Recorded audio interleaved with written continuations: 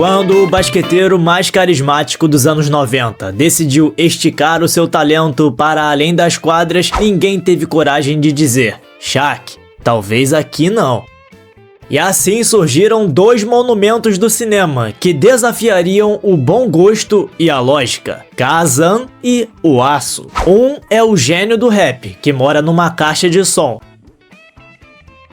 E o outro é um vigilante de armadura que parece ter sido montada numa loja de ferragens com cupom de desconto. Vamos por partes. O filme Kazan começou quando o diretor Paul Michael Glazer levou seu filho a um jogo da NBA e teve a chance de conhecer Shaquille O'Neal. Um integrante da equipe de Shaq perguntou a Glazer se ele tinha alguma ideia de papel para Shaquille O'Neal e ele respondeu: sim, ele deveria interpretar um gênio. Essa simples sugestão acabou dando origem ao filme. Em pouco tempo, Glazer levou então a ideia para Warner Bros., que já trabalhava em Space Jam, e o desafio era grande, porque ele precisava ter o roteiro pronto em apenas 10 semanas, antes de Shaquille O'Neal voltar para o acampamento de basquete. Mas o roteiro foi escrito em apenas 6 semanas e meia, e a produção começou rapidamente, e depois o projeto acabou sendo finalmente adquirido pela Disney. E em Kazan, Shaquille interpreta um gênio, que aparece quando um garoto sofre bullying e grita alto num depósito abandonado. E ele surge em uma caixa de som, porque lâmpadas seriam coisas do passado? Talvez. E ele então oferece 3 desejos. E o primeiro desejo deveria ser claramente: me tira desse filme, por favor. Com muito rap improvisado, efeitos especiais que faziam o Windows 95 parecer moderno e piadas que envelheceram antes mesmo da estreia, Kazan é um delírio noventista embalado em neon, breakdance e vergonha alheia.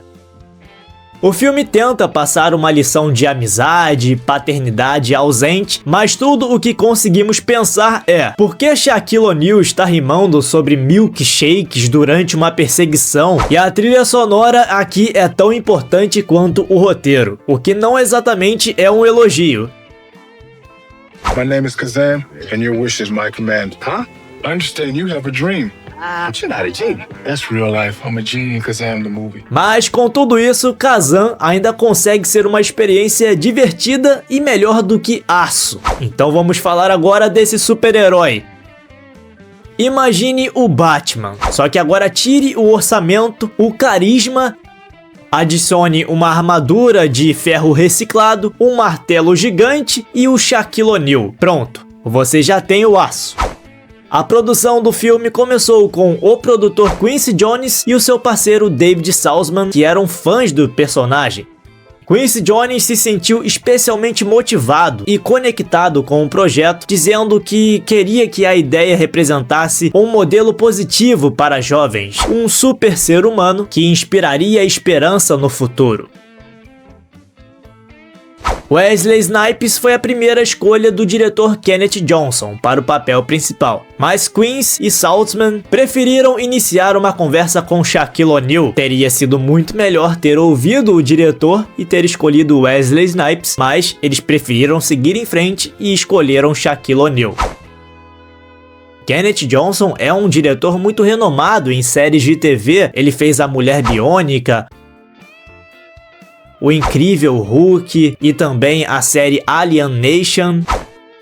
Além de ser o diretor, ele foi também o roteirista de Aço e não estava muito a fim de voltar ao universo de super-heróis, assim como o outro produtor Joe Simon, que pensava na mesma direção. Eles pensavam no Aço como diferente, um cavaleiro de uma armadura brilhante em um cenário contemporâneo.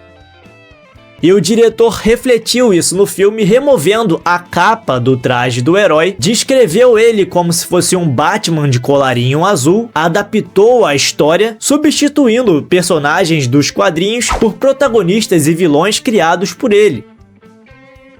O cronograma de filmagens tinha 51 dias, incluindo 32 noites completas no centro de Los Angeles, e para tornar o diálogo mais realista, o diretor passou um dia inteiro em Los Angeles com um grupo de crianças ajustando a linguagem do roteiro, e ele enfrentou dificuldades por conta da agenda de Shaquille O'Neal, que estava ocupado devido às Olimpíadas de 1996 e o acampamento do Los Angeles Lakers no Havaí.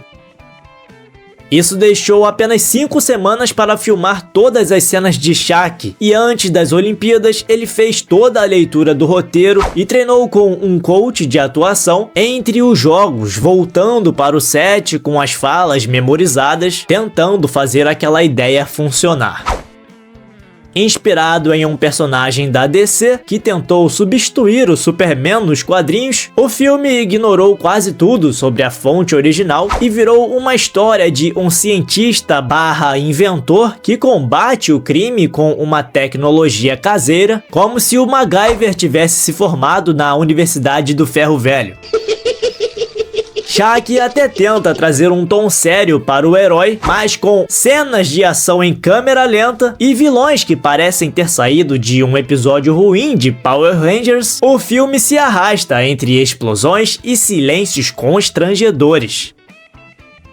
E ainda colocaram Annabeth Gish em uma cadeira de rodas, com um computador falante, talvez na esperança de nos emocionar, mas só serve para confundir o tom do filme.